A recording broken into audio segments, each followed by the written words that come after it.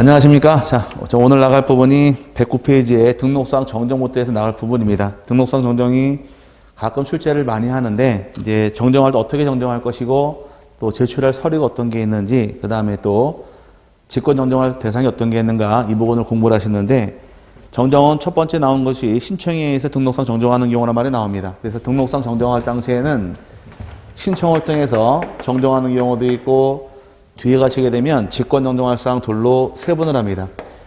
신청할 당시에는 어떤 서류를 제출할 것이냐에 대해서 서류에 관한 사항을 물어보는 것이 문제이고, 그 다음에 직권 정리할 때는 직권 정리할 사유가 대통령령에 9가지 정해져 있다 보니까 대상 9가지 어떤 게 있는가를 물어보게 됩니다. 그래서 신청할 때는 서류를 물어보는 것이 문제이고, 직권 정리할 경우는 대상을 물어보게 되어 있으니까 이 두 가지 세분해서 정리를 하시면은 이 부분은 공부가 끝납니다.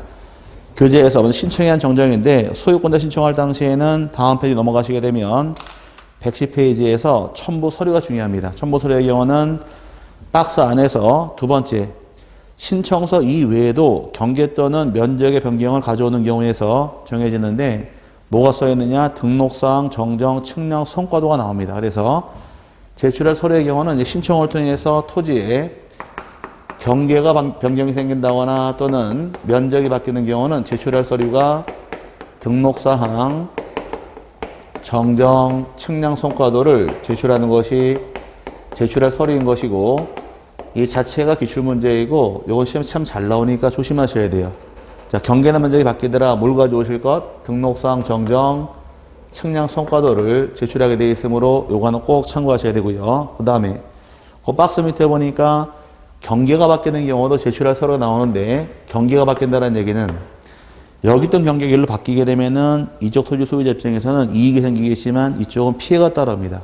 그럼 경계 변경을 통해 피해 있는 자가 옆에 땅 주인이니까 인접 토지 소유자의 승낙서가 들어온다거나 이에 대항할 수 있는 판결문이 들어왔을 때 정정이 가능하므로 이 두 가지 서류를 공부하실 공부해요. 그래서 경계 면적이 바뀌는 경우는 제출할 서류가 등록사항, 정정, 측량, 성과도 기억하셔야 되고, 또 경계가 바뀌는 경우는 인접토지 소유자의 승낙서나 이에 대응할 수 있는 확정 판결문이 있을 당시에 정정이 가능하니까 이 두 가지 서류 잘 파악을 해서 정리하고 넘어가실 부분이며, 그 다음에 어떤 판결의 종류냐에 대해서는 시험에 내질 않으니까 그건 안 보셔도 상관없고요. 하단부에 직권 정리할 거 하기 전에 이제 지적, 측량, 적보심사 결과에 따른 정정이라는 말이 나오는데, 다 지적위원회가 뒤에 다시 배우겠지만, 이제 지적위원회에서 지적, 측량, 적보심사를 담당을 합니다.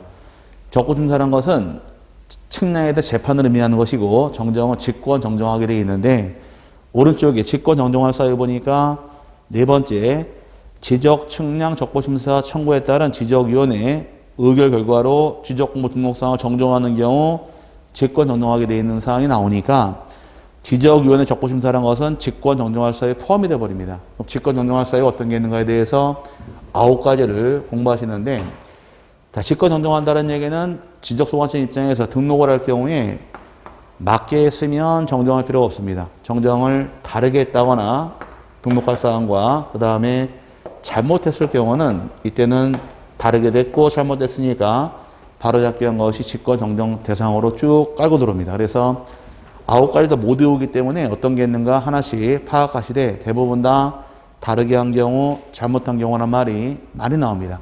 첫 번째 경우는 토지이동 정리 결의서 내용과 다르게 정리된 경우란 말이 나오는데, 우리가 앞서 배울 당시에 토지이동 종류에서 신규 등록, 등록 전환, 분할, 합병 등 많이 배웠어요. 이런 토지이동이 있을 경우는 지적공모 정리를 위해서 토지이동 정리 결의서가 작성이 됩니다.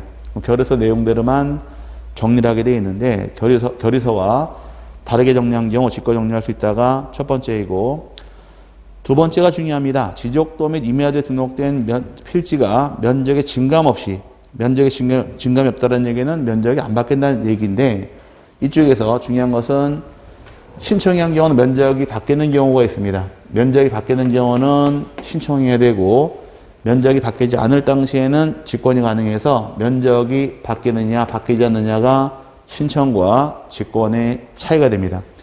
면적이 바뀌는 경우는 신청을 통해서 정정하게 되어 있고, 면적이 바뀌지 않을 당시에는 직권이 가능하니까 여기 면적의 증감이 없다란 말이 나올 때만 직권이 가능하기 때문에 주의해서 정리하시기 바랍니다. 그 다음에 세 번째 경우는 공간정보의 구축 및 관리 등에 관한 법률 개정에 의한 규정에 따라 면적 환산이 잘못된 경우로 많이 나오는데 우리가 과거에 면적 공부할 때 면적이라는 것은 평이란 말 쓰다가 지금은 제곱미터로 바꾼다고 배웠습니다. 그럼 한 평 곱하기 얼마 곱한다고 배웠느냐? 한 평 곱하기 121분의 400 곱해서 제곱미터로 환산을 합니다. 3.3058에 한 평의 제곱미터를 환산한 값인데 반올림해서 8에 든 겁니다. 그래서 곱할 때는 요걸 곱하는 거지 잘못 곱했다가 요걸 곱했다가는 직권 정정하게 되어 있으니까 요걸 꼭 참고로 외워놓으시기 바랍니다. 얼마를 곱한다? 한 평 곱하기 121분의 400 곱해가지고서 한 평의 넓이를 제곱미터로 환산하게 되어 있으니까 이렇게 안 하게 되면 직권 정정 대상으로 빠져갑니다. 그 다음에 네 번째, 지적 측량 적부 심사 청구에 따른 지적위원회 의결 결과로 등록상 정정하는 경우도 직권 정정하더라. 여기 네 번째고요.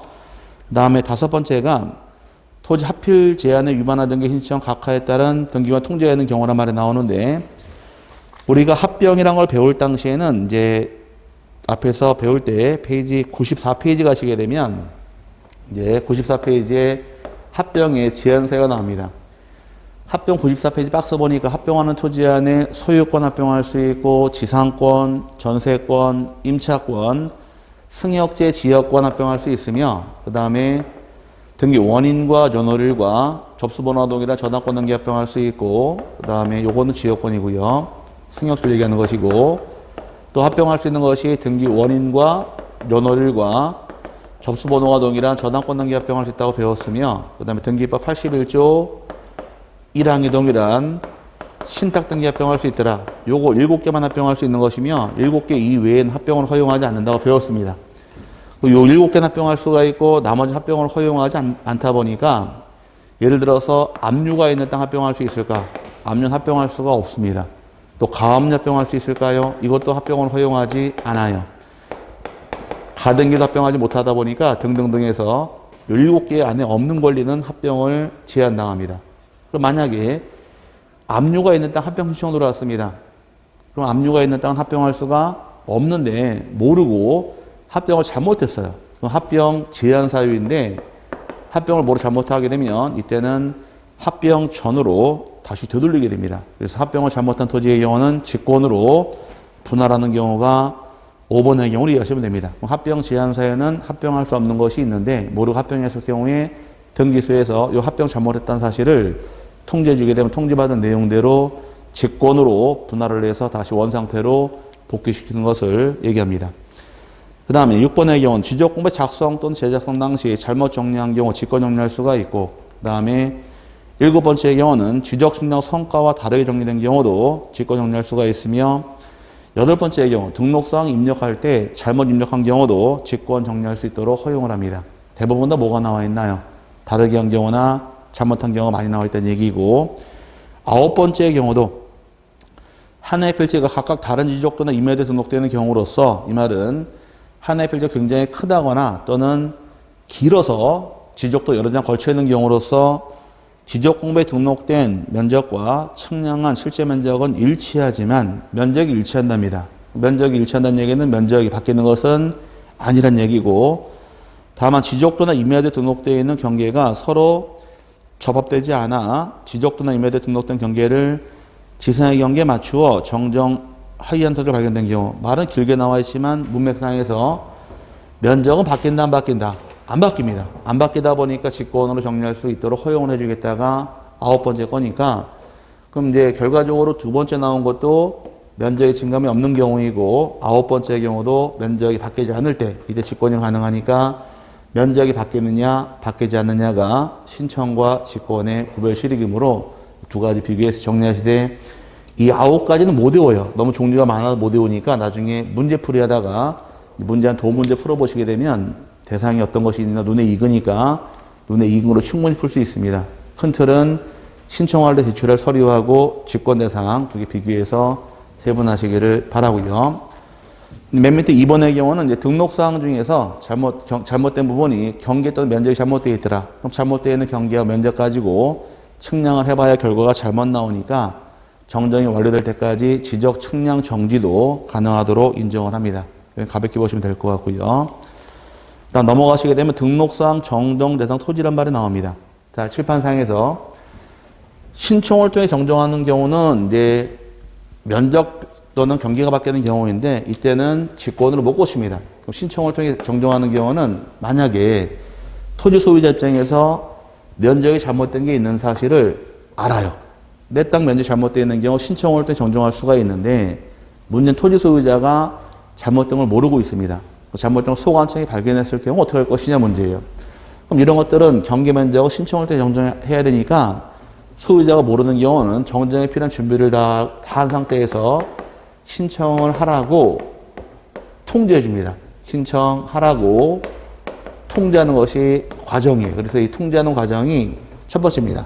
읽어보니까 지적소관청은 토지 표시가 잘못되었음을 발견하였을 때에는 지체 없이 등록사항 정정에 필요한 서류와 등록사항 정정 측량 성과도를 작성하고 토지이동 정리 결의서를 작성한 후 대장 사유란에 등록사항 정정된 토지라고 적고 토지 소유자에게 등록사항 정정 신청을 할 수 있도록 그 사유를 통지해야 한다. 통지해주는 이유는 직접 정리할 수 없으니까 직권 정리가 불가능하니까 신청하라고 통지해주는 겁니다.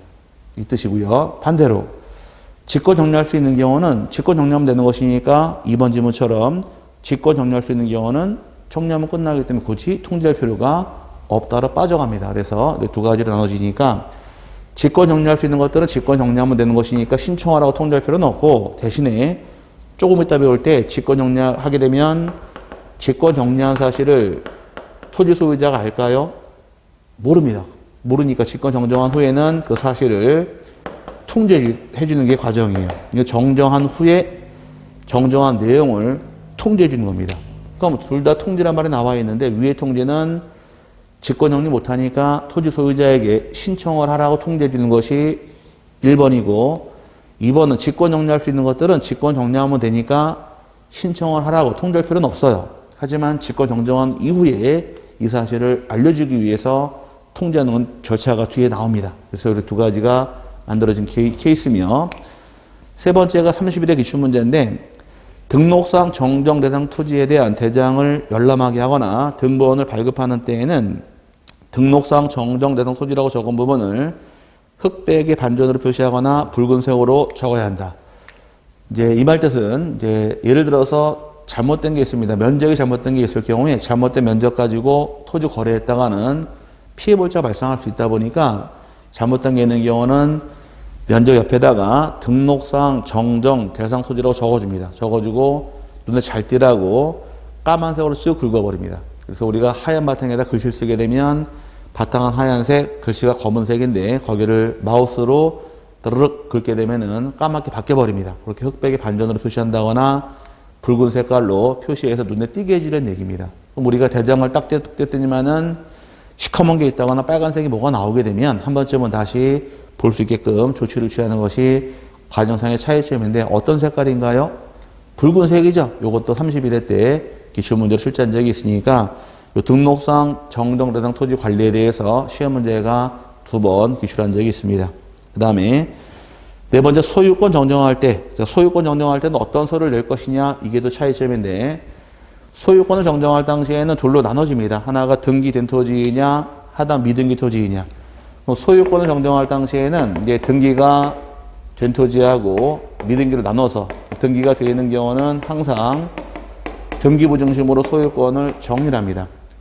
그럼 등기부를 경우 따라붙는 서류가 몇 가지가 따라붙느냐? 4개가 따라붙어요. 그럼 등기부를 경우는 첫 번째 나온 것이 우리 저 등기필 정보란 말이 나오는데 지적법은 등기필증으로 되어 있습니다. 그래서 시험도 등기필증 나오니까 첫 번째 등기필증이 나오게 되고 두 번째 나오는 것이 등기 완료 통지서가 나올 것이고 세 번째가 등기상 증명서가 있고 네 번째의 경우는 등기 전산정보자료에서 이 4가지 중심으로 소유권을 정리하도록 규정해버립니다. 등기부를 경우는 따라붙는 게 몇 가지가 있더라?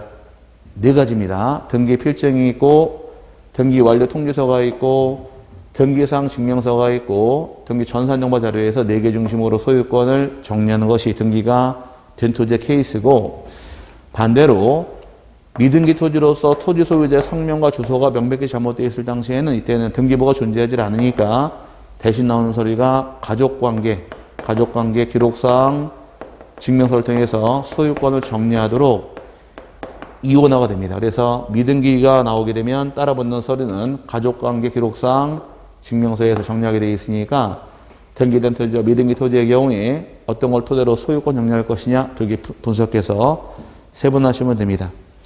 자, 그 다음에 이제 113페이지에 행정구역 명칭 변경이라는 말이 나오는데, 자, 행정구역이 바뀌게 되면 이때는 토지의 소지와 지번은 당연히 바뀐 것으로 인정을 해줍니다. 그럼 토지 소유자 입장에 신청할 필요는 없는 것이고, 지적소관청 입장에서 토지의 소재와 지번을 바뀐 것으로서 직권으로 변경을 다 해줘요. 근데 중요한 것은 직권이 중요한 것이 아니라 하단부의 지번의 부여가 중요합니다.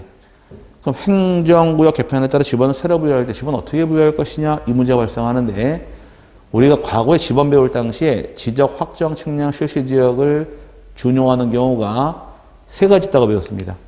지번을 변경할 때가 있고 행정구역을 개편할 때가 있고 축척을 변경할 때, 이때 3가지는 지번 부여할 경우에 지적 확정 측량 실시 지역을 준용해서 지번을 새로 부여하게 되어 있으니까 지번 어떻게 부여할 것이냐 여기가 조금은 중요하니까 참고하시기 바랍니다. 자, 행정구역 개편이 있더라.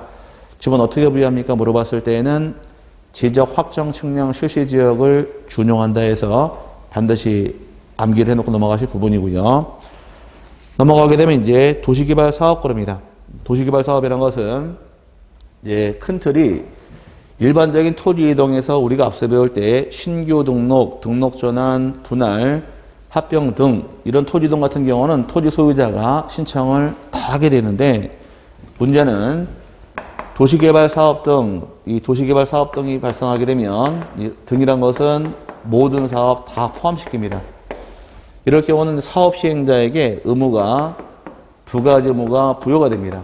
첫 번째 의무의 경우는 사업 시행자가 이제 신고할 의무가 있고, 또 하나의 경우는 신청할 의무로서 정리를 하시면 돼요. 신고라는 것은 사업 시행자가 사업에 대해서 사업을 착수했다거나 사업 계획에 변경이 생겼다거나 사업이 완료가 된 경우는 해당 일로부터 15일 안에 지적소관청으로 신고해야 한다 해서 신고할 의무가 첫 번째 의무가 발생합니다. 그럼 사업에 대해서 현황, 착수한 사실, 변경한 사실, 완료 사실을 15일 안에 지적소관청으로 신고해야 한다가 의무 규정이에요. 며칠 내? 15일 내에 어디로 신고하셔라? 지적소관청에서 15일 내 지적소관청이 30일 때 기출문제로 출제합니다. 그 다음에 사업이 끝나게 되면 이에 따라서 토지의 관한상이 바뀌는 경우 토지 이동 신청을 별도로 하도록 의무가 2개가 발생하는데 한번 따져보자고요. 자, 시골에는 이런 땅이 하나 있습니다. 전이란 땅이 있는데 이 전을 개발 사업을 해서 지목을 대로 바꾸는 사업을 진행할 겁니다.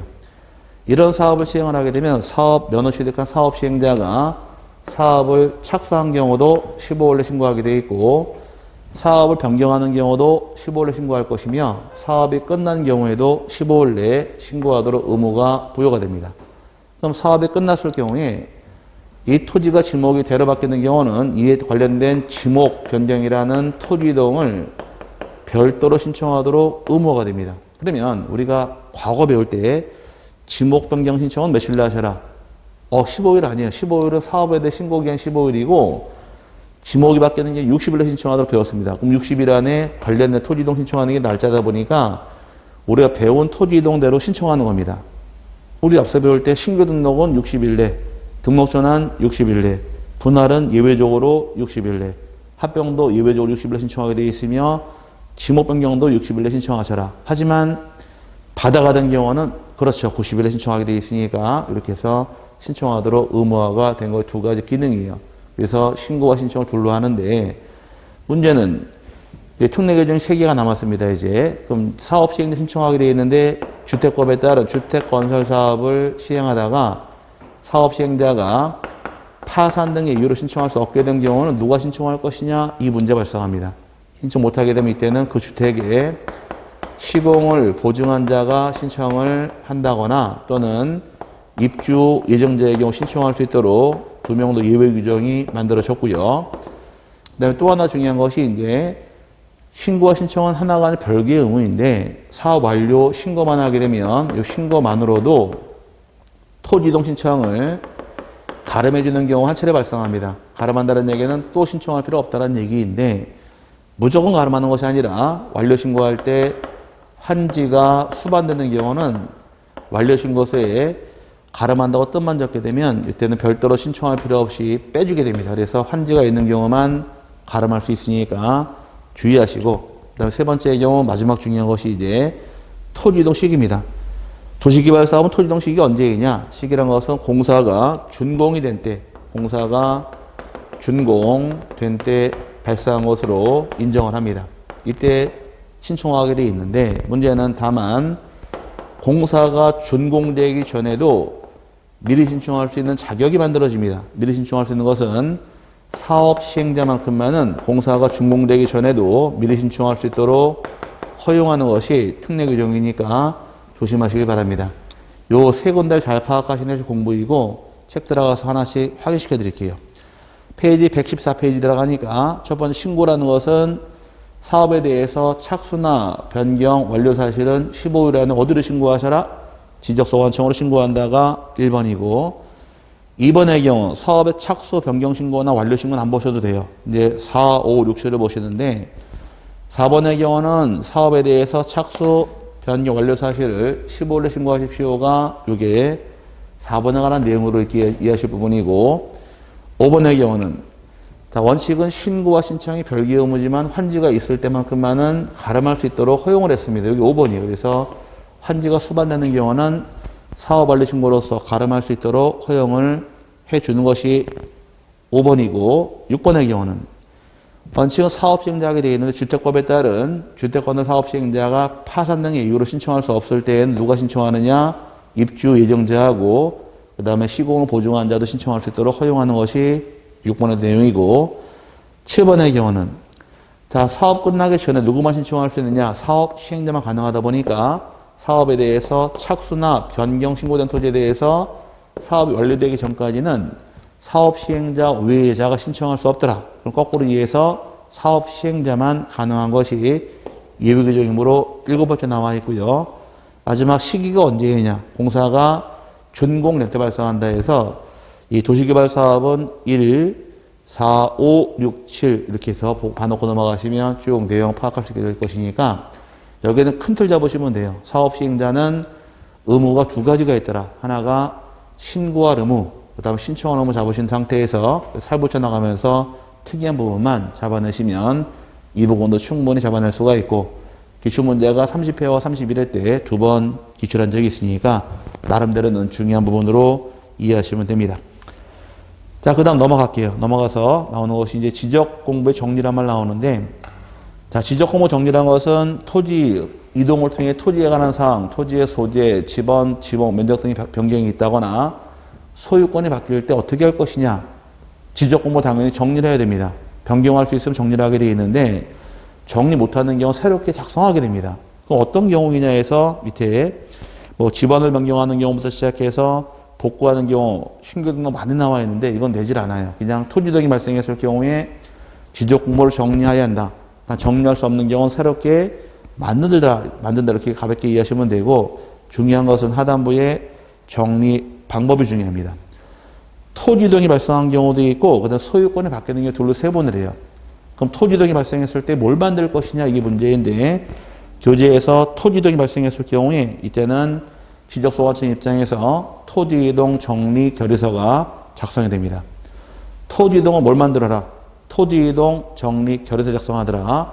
결의서 같은 경우는 토지대장이나 임야대장이나 경계점 좌표 등록을 별로 작성하게 되어 있는데 기준은 토지 이동 신청서나 완료 신고서 기준으로 정리가 들어갑니다. 중요한 것은 토지 이동은 토지 이동 정리 결의서 체크하고 넘어가시고 넘어가게 되면 이제 두 번째가 118페이지에서 소유권을 변경할 당시에 이때는 뭘 만들 것이냐 문제예요. 소유권을 정리할 당시에는 소유자 정리 결의서가 만들어집니다.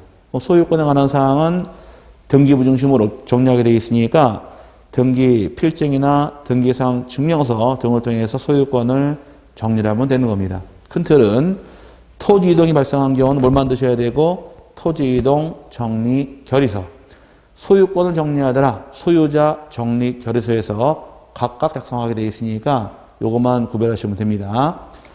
그 다음에 정리시기예요. 정리시기란 것은 원칙은 토지 이동은 완성되기 전에, 끝나기 전에 신청할 수 없는 게 원칙이다 보니까 이게 대원칙이 되겠죠. 원칙은 공사가 끝났을 때, 완성됐을 때 정리하는 것이 기준이고 전환할 수 없는 게 원칙입니다. 하지만 예외적으로 누구는 가능한 예외가 있었느냐? 도시개발사업시행자와 사업시행자에도 미리 신청할 수 있는 특례가 주어지니까 여러분 교재에서 1번이 토지 이동에 따른 지적무 정리는 이동사에 완성된 이후에 하는 게 원칙이냐, 이전은 할 수 없습니다. 공사가 준공된 때 신청하는 게 원칙이래. 예외적으로 누구만은 가능하다? 사업 시행자만큼만은 준공 전에도 할 수 있다는 것이 차이점이니까 그 세 번하고 넘어가시면 되고요. 네, 소유권 정리할 때 1번하고 2번은 가볍게 보자고요. 자, 1번의 경우는 소유권 정리할 때 따라붙는 서류가 등기부 중심입니다. 소유권에 관한 사항은 뭘 보고 정리하느냐? 소유권은 등기부 중심이니까 등기된 토지는 등기부 중심 몇 개에 따라붙느냐? 4개가 따라붙어요. 우리 설명드린 것처럼 신규 등기 필증이나 그 다음에 등기 완료 통지서, 그 다음에 등기사항 증명서, 등기 전산정보자료 보고 정리하는 것이 과정이 됩니다. 이건 똑같이 넣고 보시면 되고, 하나 주의할 것은 밑에 기억번이고 1번이고 2번에 신규 등록하는 경우, 신규 등록할 당시에는 등기부가 존재하지 않습니다. 대장을 처음 만들 당시에 이때 어떻게 할 것이냐 문제예요. 이때는 지적소관청에서 누가 소유권자인가를 직접 조사한 다음에 등록한다라고 우리가 앞서 배웠습니다. 이건 외워놓으셔야 돼요. 신규 등록할 경우는 어떻게 등록하느냐? 지적소관청에서 조사 등록하는 것이 과정이 됩니다. 조사가 되면 등록해 줄 거예요. 반대로 그럼 조사가 안 될 경우는, 조사가 되지 않을 경우는 이때는 우리가 앞서 배울 때 무주의 토지를 받습니다. 무주의 땅이 돼버리니까 소유권은 국가로 가는 것이 과정이 됩니다. 그래서 나오게 된 것이 그 밑에 국유재산법에 따른 총괄청이나 관리청이 소유자 등록되어 있지 않은 부동산에 대해서 소유권자 등록 신청을 하게 되면 소유권 등록할 수 있도록 허용해 주는 것이 과정이 됩니다. 여기는 이렇게 어떻게 정리할 것이냐. 등기부가 있는 경우는 등기부 중심이고, 신규 등록하는 경우는 지적소관청에서 조사 등록하는 것이 과정이 돼, 조사가 안 될 경우는 무주의 땅이 된다까지 세분하시면 되고, 그 다음에 세 번째, 소유자 등록된 토지, 여기부터 중요합니다. 이제 소유권 어떻게 정리할 것이냐. 등기부랑 대장은 소유권 맞추는 과정이 중요한데, 3번이 참 중요합니다. 요거는 이제 하나씩 보시면서 따라가 보자고요. 소유권을 정정할 당시에는 항상 등기부 중심으로 소유권을 정리를 하게 됩니다. 어떻게 맞추느냐 과정을 설명드릴게요. 우리가 집을 사거나 땅을 샀을 경우에 잔금 치르고 나서 뭐를 맡기셨나요? 법무사한테. 등기를 맡겼어요? 대장을 맡기셨어요? 여러분 하신 것만 기억하시면 돼. 집을 사시고 땅을 샀을 경우에 중개업소에서 잔금 치른 다음에 잔금 치른 날 법무사가 올 겁니다. 법무사에게 뭐를 맡겼어요? 등기를 맡기지 않았나요? 등기해달라고 맡겼죠? 집 사고 등기까지 끝났어요. 나중에 권리증 받았습니다. 구청 가가지고 내가 소유권 취득한 자니까 대장에 소유자 바꿔 의식 신청 한번 계세요? 대장은 아무도 신청 안 했을 겁니다. 그럼 대장의 소유권 어떻게 마셨느냐? 이 과정을 배우는 거예요. 그러면 대장의 소유권의 경우는 이제 어떻게 마실 것이냐 과정이 이걸 얘기하는 겁니다. 그러면 자, 등기부상 내용이랑 보고 설명 다시 드릴게요. 등기부랑 대장이란 것은 반드시 일치가 되어 있어야 돼요.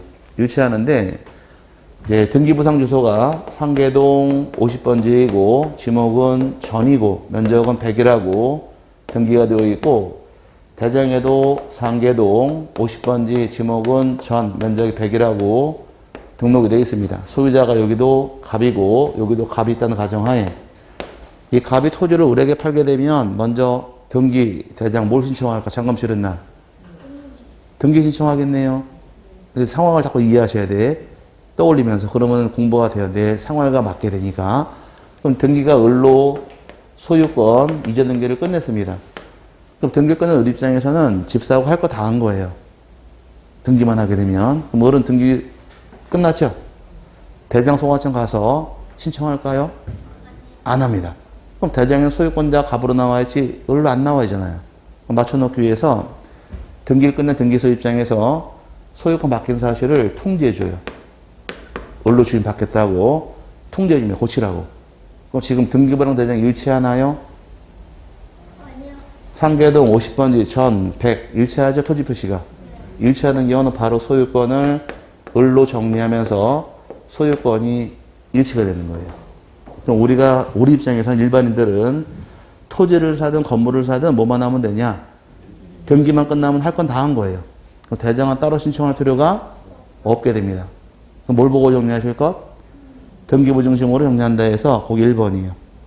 1번이 등기부와 대장이 일치하는 경우는 관할등기소에서 소유권 변경 사실을 통지해주기 때문에 통지받는 내용대로 소유권을 정리하면은 일치가 된다가 첫 번째예요. 여기까지 갔어요? 이제 하나씩 보는 거 일치하는 게 우리 정리하면 된다. 그 다음에 다시 또 보자고요. 이번에는 반대로 등기부랑 대장이 불일치 발생했습니다. 등기부상은 상계동 50번지 지목은 전 면적은 100 나와 있고 대장에는 상계동 50번지 지목은 배로 나와 있고 면적이 100으로 나왔다 가정할 경우에 여기도 소유자가 갑이 있고 여기도 갑이 있는데 위에는 일치하고 있지만 아래쪽은 불일치가 발생했어요. 대장상에서 지목은 뭐로 나와 있고 등기부상 지목은 전 서로 불일치가 발생했습니다. 이제 이때 어떻게 할 것이냐 이게 문제예요. 이제 소유권이 마찬가지로 을로 등기가 끝났을 경우에 등기소가 소유권 바뀐 사실을 통지해 줍니다. 통지해 준 경우에 위에서 일치하는 경우는 소유권을 을로 정리했나요? 네, 근데 지금 토지 표시가 불일치하는 경우는 소유권을 을로 정리를 못하게 돼 있어요. 정리 못하게 되어 있고 다시 이 뜻을 등기소로 통지해 줍니다. 이 통지를 불부합의 통지란 말 사용을 해요. 뭐라고요? 불부합 통지를 하게 되어 있는데 불부합 통지할 당시에는 소유권을 정리하고 통지하더라, 정리 못하고 통지하더라. 정리 못하고 통지하는 것이 여기 중요한 거예요. 이 시험 여러 번 나왔는데 잘 보세요. 이제 등기소가 소유권 등기를 끝낸 다음에 지적소관청으로 소유권 바뀐 사실을 통지해 주었다. 이 경우 지적소관청 해야 될 조치로서 옳은 것은 이 기출문제입니다. 1번 소유권을 정리한 후 통지해야 한다. 2번 소유권을 정리하지 못하고 다시 통지해야 한다. 어떤 게 맞는 말이에요? 소유권을 정리하지 못하고 통지하는 것을 불부합의 통지 그럽니다. 왜 소유권 정리 못했느냐? 이유는 소유권은 물권인가요? 채권인가요? 물권이죠. 물권의 뜻은 물건에 가진 권리예요. 물건이 확정되기 전까지는 소유권 정리 못하게끔 돼 있다 보니까 토지표시 먼저 마치는 게 순서가 되어서 먼저 고치라고 통지해 준 겁니다. 여기까지가 중요한 것이 되어서 자, 불일치하는 경우 소유권을 정리하고 통지한다, 정리 못하고 통지한다. 정리하지 못하고 통지하는 것을 불부합의 통지라고 불러서 2번이 중요한 거예요. 읽어보게 되면 자, 일치하지 않는 경우에서 등기부에 적혀있는 토지표시가 지적공부와 일치하지 아니하면 토지 소유자를 정리할 수 없다. 이 경우 등기부와 지적공부에 등록된 토지표시가 일치하지 아니하다는 사실을 관할등기관에 통지해야 한다. 이 통지를 줄여서 뭐라고 부른다? 불부합 통지라고 불러요. 불부합 통지할 당시에는 소유권 정리하고 정리 못하고 통지하는 것을 불부합의 통지 그럽니다. 굉장히 중요한 것이고 시험에 참 여러 번 나왔어요. 그 다음에 세 번째 일치 여부 조사란 말이 나오는데 지적소관청 입장에서는 필요할 경우에 등기부랑 대장의 소유권 일치 여부를 조사 확인할 의무가 발생합니다. 조사 확인했더니 불일치가 발생할 경우는 직권 정리할 수도 있고 토지 소유자와 이항계인에게 일치에 필요한 신청도 요구할 수 있다 해서 등기부가 존재할 당시에는 직권 정리도 가능하고 신청을 받아 정리도 얼마든지 가능하니까 크게 문제되지 않습니다. 이 경우 일치 여부 확인하기 위해서 등기부를 열람한다거나 증명서 발급받을 당시에 수수료 무료로 해줄까 돈 내야 될까? 당연히 수수료는 무료로 갑니다. 업무상행이니까 수수료는 부담하지 않고 무료로 해줍니다. 여기까지가 소유권 정리 과정인데 여기 잠깐 보자고요. 그럼 여기서 시험에 나올 게 뭐가 있을까요? 수수료 무료 돈 받는다 거시면 될까? 그걸 내는 게 이거 내고 들어와요. 이게 특이하니까. 어떤 경우는 소유권은 지금까지 떠들기를 등기부 중심으로 소유권 정리하더라. 등기부 중심으로 소유권 정리하는 건 당연한 것이니까 이게 문제가 안 돼요. 근데 여기는 토지 표시가 불일치하지만 소유권 등기부고 정리를 할 수가 없는 상황이 발생했으니 이게 중요한 거예요. 그래서 토지 표시가 불일치하는 경우 소유권 정리할 수 없고 다시 통제하는 걸 무엇이라고 부른다? 불부합의 통제라고 부르니까 그거 조심해서 잘 이해하시기 바랍니다.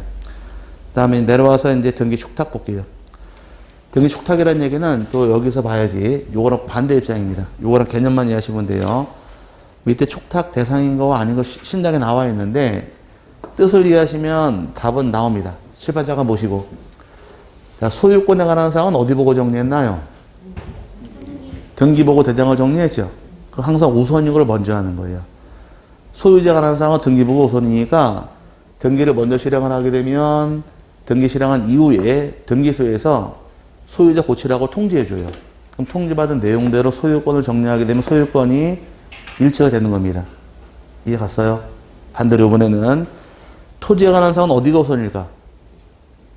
토지에 관한 사항은 대장이 우선, 등기가 우선? 대장이 우선입니다. 그 만약에 소재, 지번, 지목, 면적 이렇게 일치하고 있다가 지목이 대로 바뀌더라. 그럼 대장을 먼저 고치는 거예요. 먼저 고칩니다. 지목을. 고쳐놓게 되면 여기는 대장은 지목이 대가 되고 등기는 전이 됐네요. 그럼 여기 일치가 돼야 되겠죠? 그럼 마찬가지로 등기법상에서 다음에 배우게 되면 토지에 관한 사항, 소재, 지번, 지목 면적이나 건물의 소재, 지번, 구조, 종류 면적이 바뀌는 경우는 토지 소유자나 건물 소유자에게 1개월 내 등기 신청하도록 의무가 부여가 돼요. 그럼 토지가 바뀌든 건물이 바뀌든 몇 개월에 신청하셔라? 1개월 내 등기 신청하는 것이 의무 규정이에요. 근데 신청하지 않더라도 처벌이 없어요. 그럼 등기법에서 1개월로 신청할 의무가 있지만 등기 안 했다 해서 과태료 부과하지는 않는다. 그럼 여러분 토지가 만약에 지목이 대로 바뀌게 대장을 고쳤네요. 먼저 그럼 등기 신청을 몇 개월 내 하셔라? 1개월 내 할 의무가 있습니다. 할까요 근데? 안 해요. 왜? 처벌이 없으니까. 게을러서 게으른 게 아니라 이런 규정 알지도 못했잖아요 아마. 만약에 토지나 건물이 바뀌어서 1, 2개월에 등기 신청 안 했을 경우 한 1,000만 원 과태료 부과한다 그러면 아마 득달같이 신청할 겁니다 아마. 근데 처벌이 없으니까 신청을 안 해요.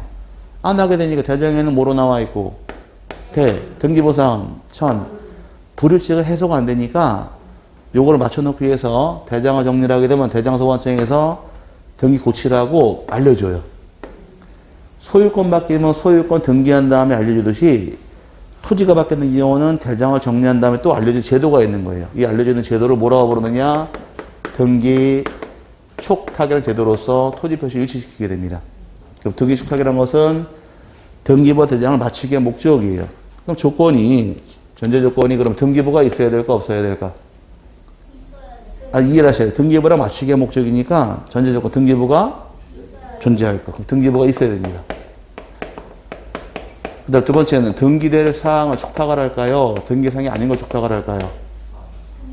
등기 사항을 촉탁을 하겠죠? 아닌가? 등기 안 될 거 뭘로 촉탁을 할까? 등기에 대해 촉탁을 하는 거지. 그럼 조건은 등기부가 존재할까? 두 번째 등기 사항일 걸 요하는 거예요. 그냥 반대로 한번 해보자고요. 등기부가 없을 당시에는 촉탁할 필요는 없답니다. 그럼 지금까지 배운 토지동사에 좀 등기부가 없는 것은? 등기부가 없는 것은?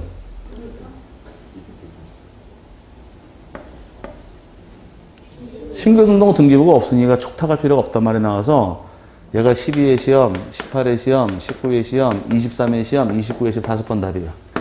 그럼 다음 중 등기 촉탁할 필요가 없는 거 찾으시오 나오면 답은 신규 등록이 5번 답이 됩니다. 왜 촉탁을 하지 않을까? 등기부가 없으니까 할 필요가 없는 거예요. 그래서 여기 5번 답이 되어서 이게 출제하는 부분이고 또 등기사항은 몇 가지가 있느냐? 책 줄 쳐드릴 겁니다. 책이 나와 있어요. 그래서 내용을 알고 책을 봐야지 이거다라고 알고 넘어가서 이해가 되지 그냥 냅다 외웠다가는 외울 수가 없으니까. 한국 공부할 때는 그냥 제 입장은 그래요. 강의할 때는 이겁니다. 외우십시오. 그러면 편해요. 근데 이유도 몰라. 이유를 하면 답이 나오는데 자꾸 답만 외우려고 덤비셔. 과정을 이해하시면 답은 자동으로 도출되는 거예요. 답을 외워서 가는 게 아니라 나중에 이거 뭔다 그러면 이거 얘기를 해. 왜인데요? 그러면 몰라 그거를. 근데 왜를 이해하시면 쉬워져. 근데 그걸 안 하고 그냥 냅다 답만 외우려고 그러시는데 지금은 문제가 외워서 문제 출제를 안 해요. 알고 있는 식으로 문제 달고 나오는데 말 돌려치기를 합니다. 그러니까 외웠다고 답이 나중에 와서 답이 안 나와. 근데 설명드리니까 맞다 이거지 그러고서 한번 살 돌려놨기 때문에 그래요. 그래서 이제는 알고 있어야 문제를 풀지 외우는 것도 한계가 있으니까. 자, 그럼 등기부가 있을 때 촉탁이 들어가더라. 그럼 등기부가 없을 때는 촉탁할 필요는 없다 해서 신규 등록 등기부가 없으니까 촉탁할 필요 없다. 답이 5번 답이 됐고, 등기할 사항은 4가지예요. 토지의 소재가 있고, 지번이 있고, 지목이랑 면적을 등기하더라. 4개가 등기사항이어서 토지의 소재, 지번, 지목, 면적은 등기사항 촉탁이 들어갑니다. 그럼 반대로 등기할 필요가 없는 것들은 등기 못해요. 하지도 않는 것들 촉탁할 필요는 없으니까 토지의 경계가 바뀐다거나 좌표가 바뀌는 경우는 촉탁할 이유가 없는 거예요. 얘가 15회 시험 기출 문제 이렇게 끌고 들어오는 거예요. 또 소유권은 어디 보고 정리할까? 등기부 중심으로 소유권 정리하게 되어 있으니까 소유권자 바뀌는 사실 통지죠. 촉탁하지 않으니까 이 3개 중 하나가 답이 됩니다. 그럼 촉탁하지 않는 건 답은 몇 가지 중 하나가 됐나? 3개 중 하나가 답이 되기 때문에 여러분 교재에서 맨 밑에 보시니까 촉탁 대상을 외우는 게 아니라 대상이 아닌 걸 기억하셔야 돼요. 아닌 거 보니까 오른쪽에 넘어가서 신규 등록은 촉탁한다 안 한다 맨 꼭대기에 안 한다요. 왜 안 할까? 등기부가 없으니까 안 하는 겁니다. 그 다음에 2번째는 소유권에 관한 사항은 어디 보고 정리하나요? 소유권 등기부 중심으로 대장 정리하게 되어 있으니까 촉탁할 필요가 없단 말이 되는 거예요. 써놓으셔야겠네. 3번 쓴 다음에 밑에다가 하나 더 써야 하죠. 등기상이 아닌 거. 경계하고 좌표가 바뀌는 경우 촉탁하지 않게 되어 있으니까 촉탁하지 않는 건 3개 중 하나가 답이에요. 뜻 이해 갔어요? 이렇게 3번으로 넘어가시면 되고 이제 마지막에 통지란 말이 나옵니다. 여기 잠깐 보자고요. 자, 신청을 통해 정정하는 경우도 있고 아까 직권 정리하는 경우도 있더라. 크게 신청이 되는 경우는 소유자가 스스로 알고 있을까요? 내가 신청했어요. 그럼 신청하는 사항은 내가 알고 있죠. 그럼 바뀐 사항은 다 알고 있으면 통지할 필요가 없단 말이 되는 것이고 직권 정리를 해버리게 되면 정리한 사실을 소유자가 알까 모를까? 모르니까 정리한 다음에 그 사실을 통지해 주게 돼 있어요. 그게 지적 정리 후 통지예요. 대장 등을 정리한 다음에 정리한 사실을 통지해 주라. 법에는 9가지 통지 사유가 나옵니다. 통지 사유가 9개가 나오는데 여러분 교재 쭉 9개 나와 있지 않나요?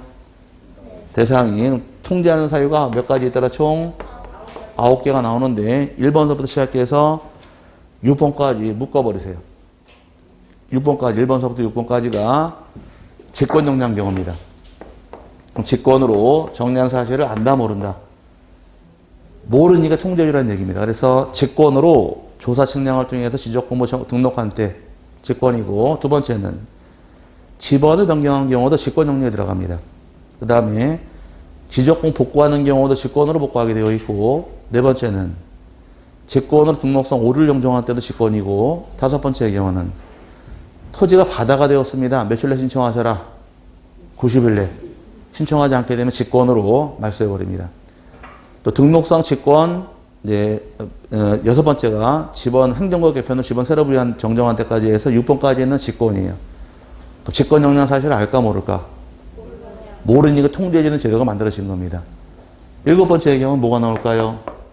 제3자가 대위로 신청한 경우. 대위 신청한 경우도 제3자가 대신했을 경우에 소유자가 모르니까 통제해주는 것이고, 그 다음에 8번째의 경우는 도시개발사업 등 사업시행지역은 누가 신청하셔라? 사업시행자. 사업시행자 신청한 경우도 모르니까 통제가 들어갑니다. 그 다음에 9번째는 등기를 촉탁을 해준 경우도 소유자가 모르니까 통제해주라는 얘기예요. 그럼 이 9가지 통지 사유가 정해지는데 반대로 한번 해보자고요. 그럼 토지 소유자가 만약에 신청했을 경우는 스스로 알고 있나요? 그럼 통지할 필요 없다가 되니까 다음 중 지적을 정리한 다음에 통지할 필요가 없는 거 찾으시고 이렇게 물어보게 되면 신청한 게 답이에요. 그래서 이쪽에서 이 틀이 여기까지 쭉 이어지는데 여기 잠깐 보자고요. 요거 알면 여기 연결되니까. 자, 경계 면적 바뀌는 경우는 신청하시라고 설명드렸고 아까 직권정령할 사유는 다르게 한 경우와 잘못된 경우가 많이 있습니다. 그럼 신청할 사유들은 신청하셔라. 신청하지 않게 되면은 신청하라고 통지하는 과정이 있더라. 배웠고 직권정령할 수 있는 사안은 직권정령할 수 있으니까 신청하라고 통지할 필요가 없는 거예요. 대신에 직권정령한 사실을 소유자가 모르니까 통지해주는 제도가 나오는 겁니다. 그럼 요거는 신청하라고 통지해주는 것이고, 이해 갔어요? 밑에 거는 직권정령할 수 있나요? 그럼 직권정령한 사실을 안다 모른다, 소유자가. 모르니까 정리한 후에 그 사실을 통지해주는 제도가 일로 빠져버리는 거예요. 가만히 보면 법이 허점이 없죠? 법을 딱 맞춰놓은 거예요. 자, 다시 눈이 멈춰있는 거 보니까 얘가 조금 덜 된 것 같으니까 자, 아까 등록상 정정할 때 대답을 하셔야 돼. 그래 뚫리게 돼. 내가 어디서 막히는지 대답하다 보면 뚫려요. 자, 신청을 통해 정정하는 경우는 신청을 통해 들어오죠. 그럼 만약에 잘못된 게 면적이더라. 신청을 해야 되는데 신청 안 하게 되면 직권 정리할 수는 없으니까 신청하라고 통지해 주는 거예요. 오케이? 그럼 직권 정리할 수 있는 사안은 직권 정리할 수 있잖아요. 그럼 굳이 신청받을 필요는 없으니까 직권 정리하면 되는 거예요. 근데 직권 정리한 사실을 소유자가 알까 모를까? 모르니까 정리한 다음에 이 사실을 통지해라가 이 뜻이에요. 이해 갔어요? 이제 그럼 정리할 때 그래 대부분 다 9개 중에서 6가지가 뭐다? 직권 정리한 사실을 모르니 통지해주라는 얘기입니다. 그럼 만약에 소유자 신청한 경우는 알고 있으면 통지할 필요가 없다. 이렇게 흘러가 버리는 거예요. 이해 갔어요? 그 다음에 밑에 통지 시기가 중요한데 통지 시기는 다음 페이지 넘어가니까 시험에 4번 나옵니다. 둘로 나눠서 이제 통지 시기는 등기가 필요한 경우와 필요 없는 게 둘로 3번 하는데 변경 등기가 필요한 경우도 있고 변경 등기 필요하지 않은 경우 둘로 3번을 해요.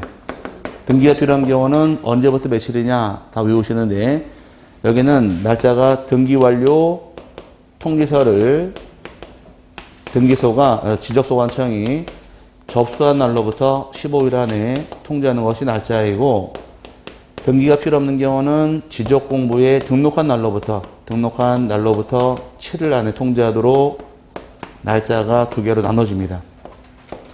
서로 여기 기산점 날짜 같이 외우셔야 돼요. 등기가 필요한 경우는 언제부터 며칠? 등기벌레 통지서를 접수한 날로부터 15일. 등기가 필요 없는 경우는 등록한 날로부터 7일이에요. 그럼 하나는 15일, 하나는 7일인데 옛날에 날짜가 똑같았습니다. 근데 법이 요게 날짜가 바뀌면서 이제 시험에 줄기세 4번 냈는데 등기가 필요한 경우 시간이 더 걸릴까? 필요 없는 게 더 걸릴까? 요 왔다 갔다 헷갈리지 마시고 등기가 필요하니까 등기하는 기간이 더 걸릴 거 아니에요. 그래서 15일, 등기 필요 없는 7일로 가니까 날짜 헷갈리지 마시라는 얘기예요. 등기가 필요한 것이 날짜가 더 걸리니까 15일이고 등기가 필요 없는 경우는 등기하는 기간을 빼줘야 될 거 아니에요. 그래서 날짜가 빠지니까 7일로 간다 그래서 등기가 필요할 때 15일, 필요 없을 때 7일로 정해져 있으니까 2가지 차이점 이해하시길 바랍니다. 수수료는 시험에 나질 않으니까 안 보셔도 상관없습니다. 여기까지가 지적법에 관한 내용, 이제 토지이동 파트를 정리를 했고 넘어갑니다. 넘어가서 이제 지적 측량 파트 나오는데 측량 파트의 경우는 페이지가 133페이지 잠깐 쉬신 다음에 다시 와서 보도록 하겠습니다. 잘 쉬시기 바랍니다.